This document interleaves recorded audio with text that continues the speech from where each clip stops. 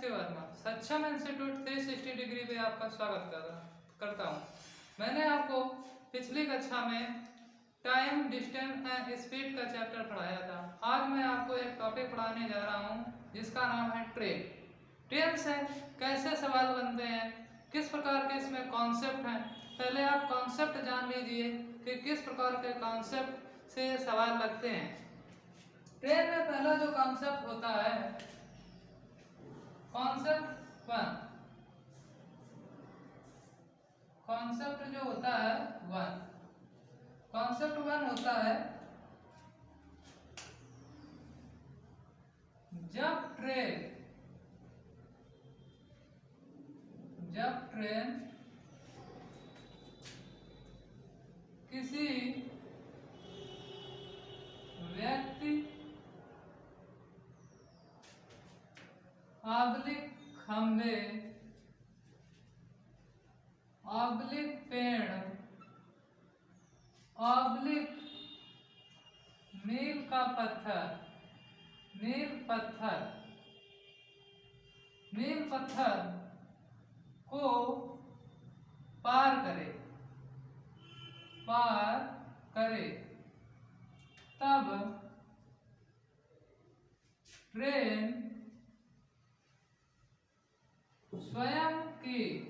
तब ट्रेन स्वयं की, स्वयं की लंबाई के बराबर दूरी तय करती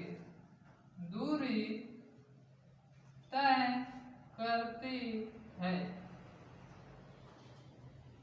इसका तात्पर्य यह है, जब ट्रेन किसी पेड़ या व्यक्ति या खंभे या किसी मील के पत्थर को पार करती है, तब ट्रेन अपनी दूरी के बराबर, अपनी लंबाई के बराबर दूरी तय करती है।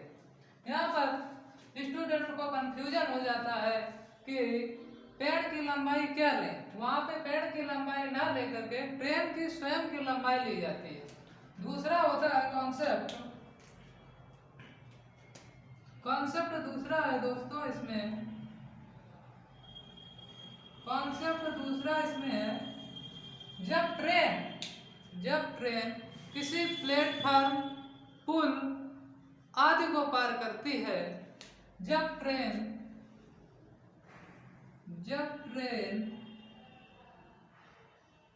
दोस्तों किसको पार करे पुल,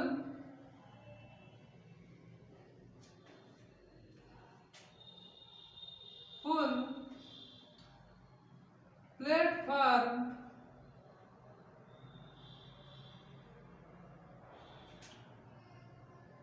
ETC। जब ट्रेन पुल, प्लेटफॉर्म आदि को पार करे तब कुल लंबाई अर्थात दूरी जो होगी आपकी ट्रेन की लंबाई प्लस पुल और प्लेटफॉर्म की लंबाई। तब दूरी में दोस्तों क्या लेंगे, जब ट्रेन किसी पुल एवं प्लेटफॉर्म को पार करती है, तब हम ट्रेन की लंबाई और उस पुल एवं प्लेटफॉर्म की लंबाई को लेते हैं, तब कुल दूरी आ जाती है। तीसरा कॉन्सेप्ट दोस्तों ये होता है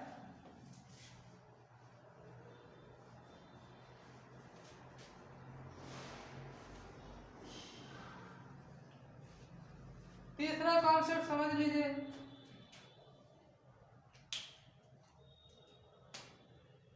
तीसरा कॉन्सेप्ट होता है जब ट्रेनों की दिशा एक ही तरफ हो। जब ट्रेनें, मान लीजिए कोई ए ट्रेन है, ये ट्रेन है आपकी, ये ट्रेन है इस तरफ, इसकी दिशा इस तरफ है, और एक ट्रेन ये है।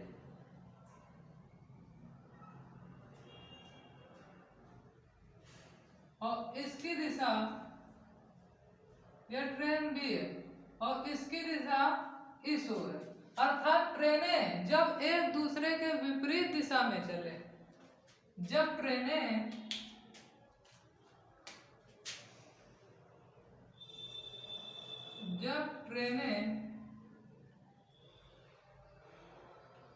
एक दूसरे की विपरीत दिशा में चले, तब सापेक्ष चाल जो होती है दोस्तों, तब सापेक्ष चाल में क्या होता है, ए की चाल ट्रेन ए की चाल और बी की चाल, तब स्पीड ए प्लस स्पीड बी दोनों चालें आपस में जुड़ जाती हैं सापेक्ष चाल में। और दूसरा तीसरा कॉन्सेप्ट क्या होता है, तीसरा कॉन्सेप्ट, चौथा कॉन्सेप्ट भी आते हैं। चौथा कॉन्सेप्ट ये होता है जब ट्रेनें दोस्तों एक ही दिशा में चले। मान लीजिए जब ट्रेनें एक ही दिशा में चले, एक ही दिशा में चले,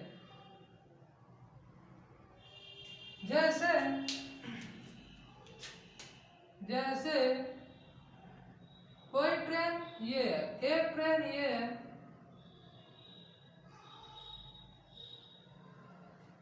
ये ट्रेन ए है, इसकी भी दिशा इस ओर है और एक ट्रेन ये भी है,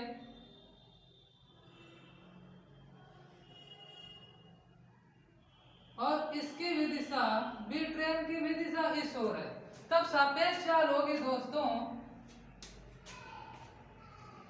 यहाँ पे सापेक्ष चाल कर लीजिए, तब सापेक्ष चाल होगी दोस्तों ट्रेनों की सापेक्ष चाल,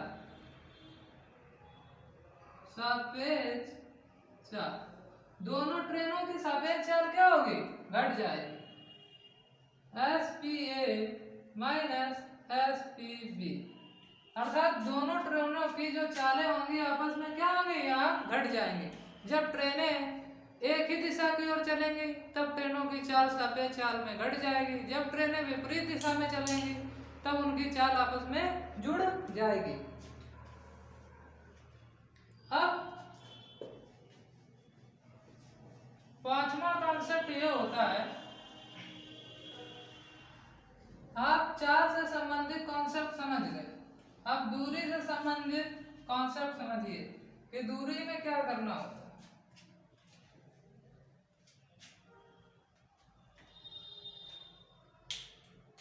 दूरी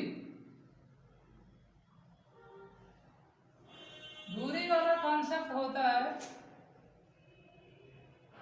डायरेक्शन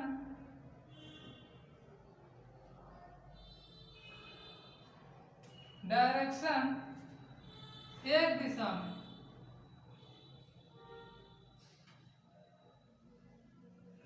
डायरेक्शन एक दिशा में हो और यहाँ पे डायरेक्शन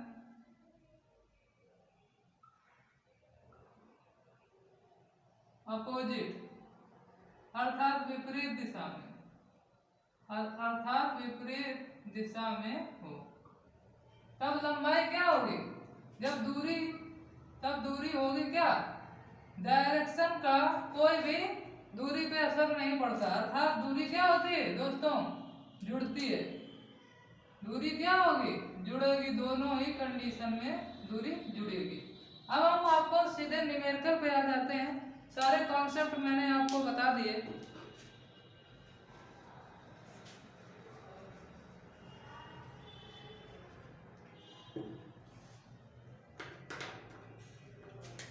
अब आप पहला न्यूमेरिकल समझिए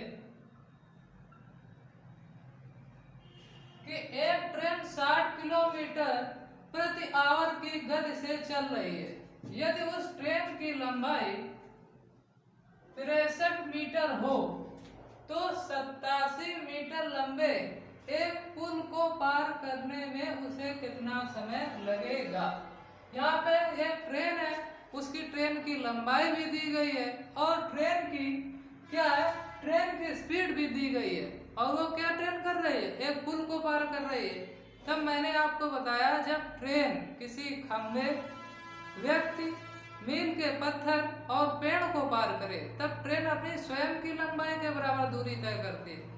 किंतु जब ट्रेन किसी पुल, प्लेटफॉर्म को पार करे तब टोटल डिस्टेंस जो होती है ट्रेन की लंबाई और उस पुल या ब्रिज की लंबाई को लेकर किया जाता है। यहाँ पे ट्रेन की स्पीड कितनी है, ट्रेन की स्पीड जो यहाँ ट्रेन की स्पीड कितनी है दोस्तों, 60 किलोमीटर प्रति आवर, 60 किलोमीटर प्रति आवर।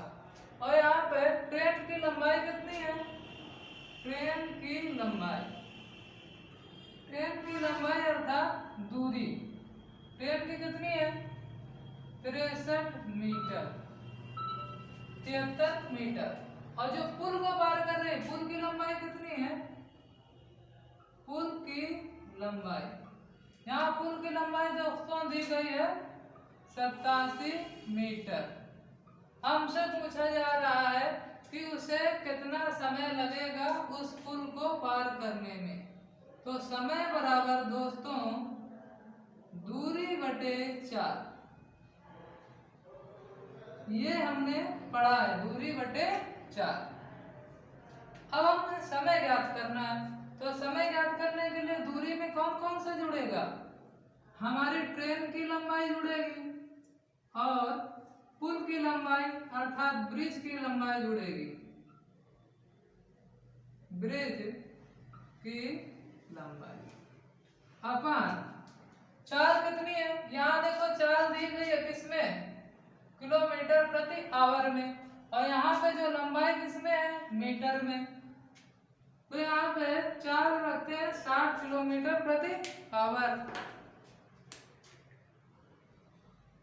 60, यहाँ पे मार्कर से निकल लेते हैं, 60 किलोमीटर प्रति आवर।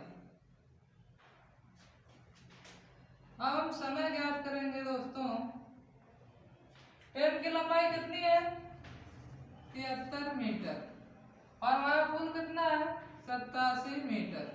इसके बाद 60 किलोमीटर को दोस्तों हम किसमें बदलेंगे इसकी चाल को, मीटर प्रति सेकंड में, 5/18।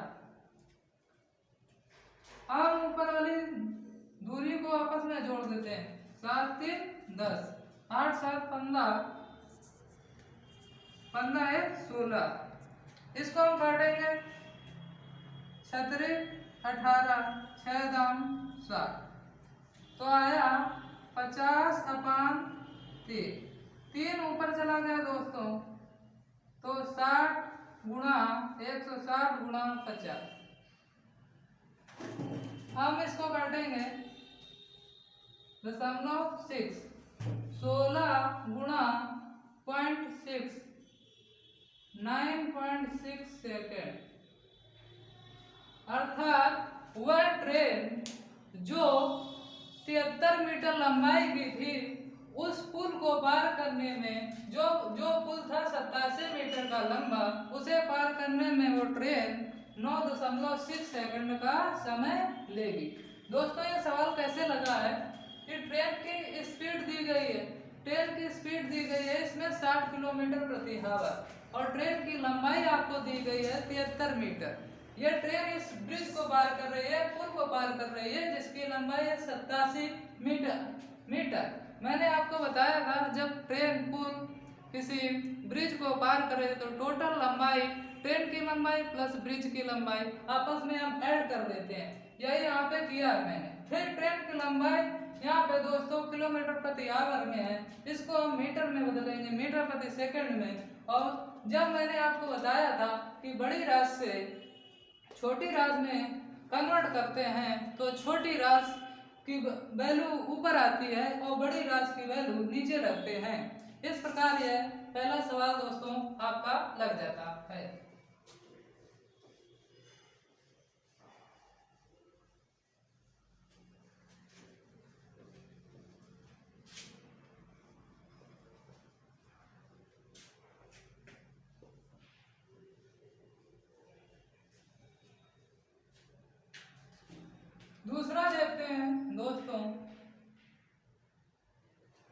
दूसरा है एक ट्रेन और एक प्लेटफार्म की लंबाइयां क्या है, यहाँ पे परस्पर है, बराबर है। यदि 90 किलोमीटर प्रति आवर की रफ्तार से एक रेलगाड़ी 1 मिनट में पूरा प्लेटफार्म पार कर लेती है तो रेलगाड़ी की लंबाई ज्ञात करो। यहाँ पे ट्रेन की लंबाई पूछी गई है। तो इस सवाल को देखो दोस्तों कैसे लगाया जाता है। यहाँ पे क्या दिया गया है सवाल में दिया गया है कि ट्रेन की लंबाई अर्थात ट्रेन और प्लेटफार्म अर्थात पी मतलब प्लेटफार्म की क्या है, लंबाई इक्वल है, बराबर है। मान लेते हैं कि यहाँ पर ट्रेन और प्लेटफार्म की लंबाई ए के बराबर है, ठीक है। और यदि 90 किलोमीटर की रफ्तार, तो यहाँ पर ट्रेन की जो स्पीड है, यहाँ पे लिखेंगे ट्रेन की स्पीड है दोस्तों 90 किलोमीटर प्रति आवर। इसको हम मीटर में बदलेंगे तो बड़ी राशि से छोटी राशि में कन्वर्ट किया जाता है। तो हमने बताया था कि छोटा यूनिट ऊपर रहेगा और बड़ा यूनिट नीचे रहेगा। 18 एकम 18, 18 पंचे 90, पचम 25, अर्थात ट्रेन की जो चाल आ गई 25 मीटर प्रति सेकंड। मैंने यहाँ पर ट्रेन की जो स्पीड थी उसको मीटर प्रति सेकंड में कन्वर्ट कर लिया। इसके बाद कह रहा है कि ये रेलगाड़ी है, इस प्लेटफार्म को 1 मिनट में पूरा पार कर लेती है। अर्थात वो समय जो ले रही है ट्रेन उस प्लेटफार्म को पार करने में 1 मिनट यानी 60 सेकंड कितना ले रही है दोस्तों, 60 सेकंड का समय ले रही है।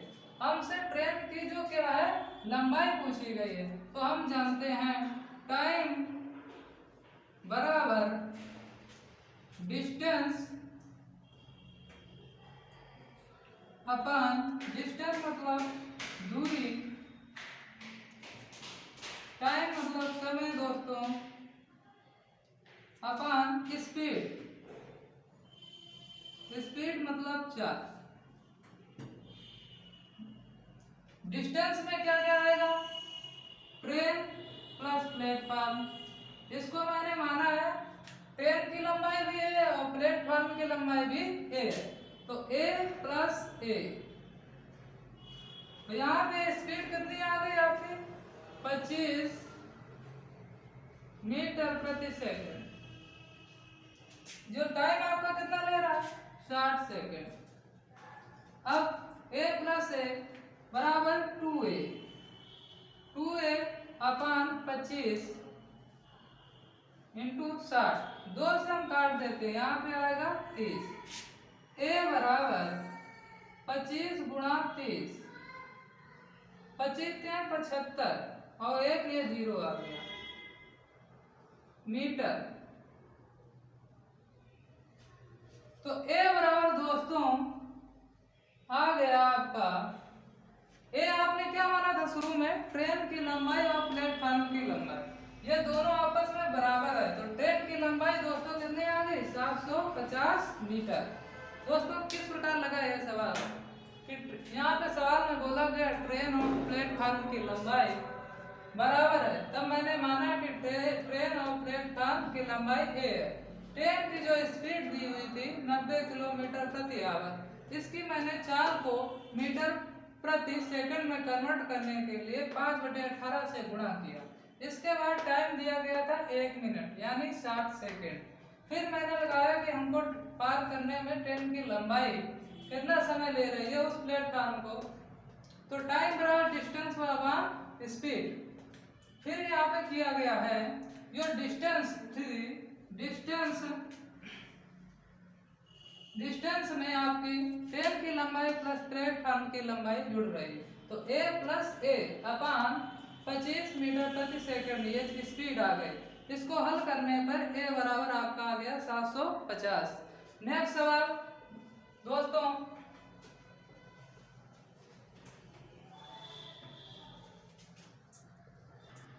देखिए नेक्स्ट सवाल ये किस प्रकार का लगेगा।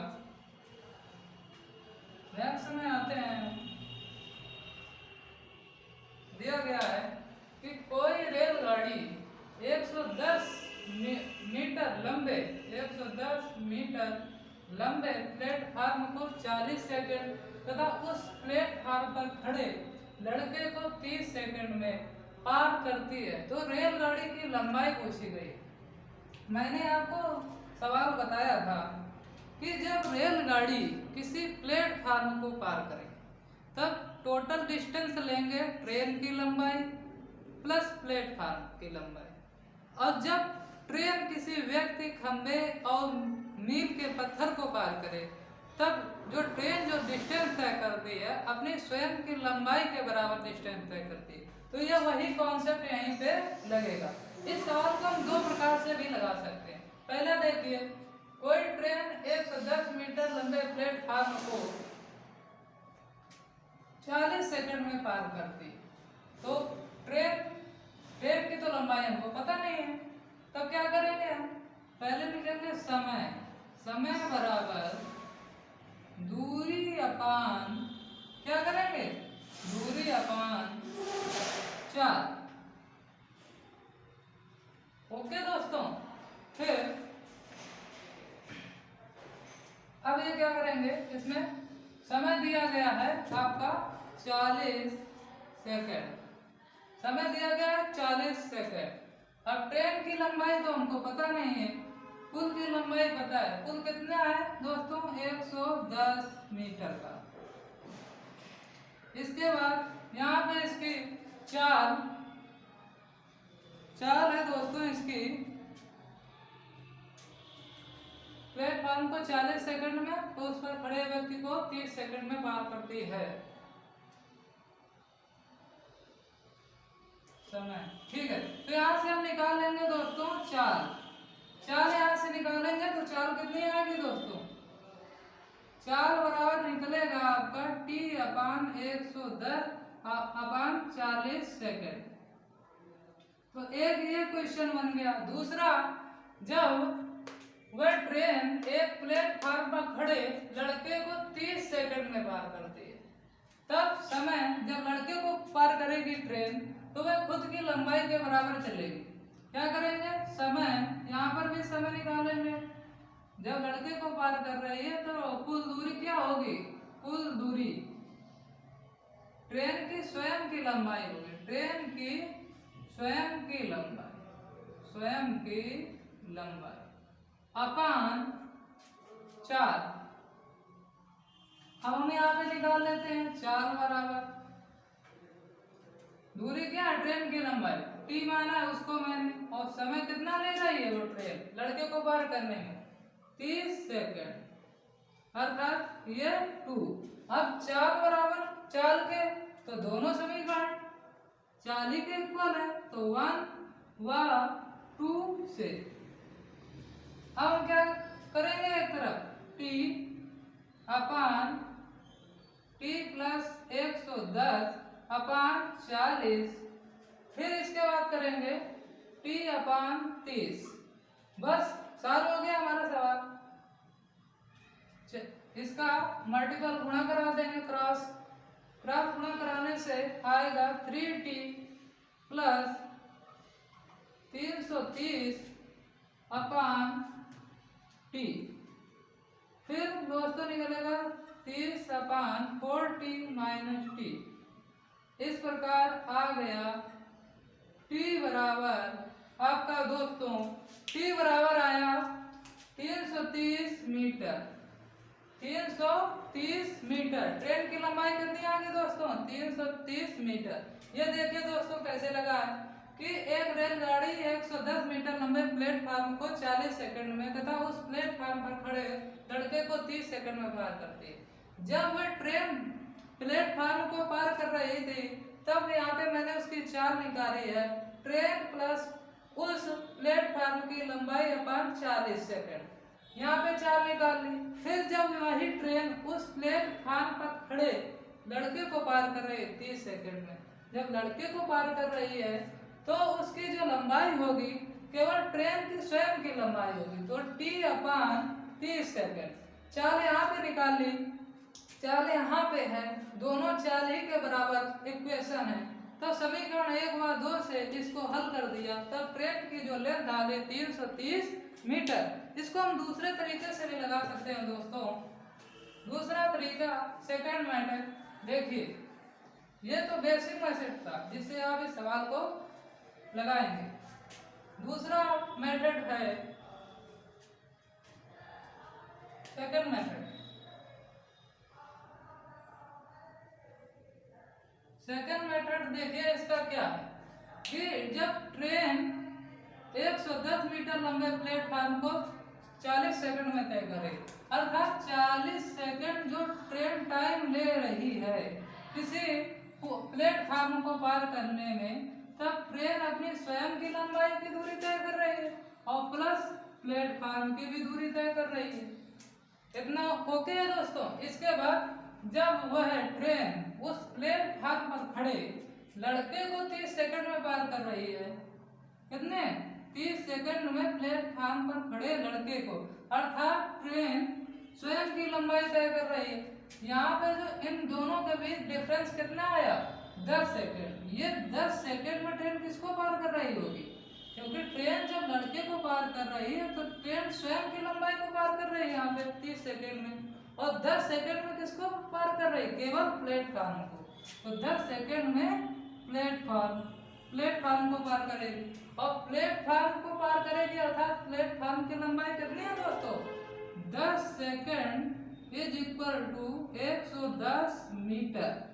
अब हमसे ट्रेन की पूछा तो ट्रेन कितना है हमारा, इसका 3 गुना 10 गुणा 3 अर्थात 30 सेकंड में ट्रेन अपनी लंबाई के बराबर दूरी तय करेगी 330 मीटर। इस प्रकार ये दोस्तों इसका सेकंड मेथड जो काफी बेस्ट है, इस प्रकार से आप लगाइए।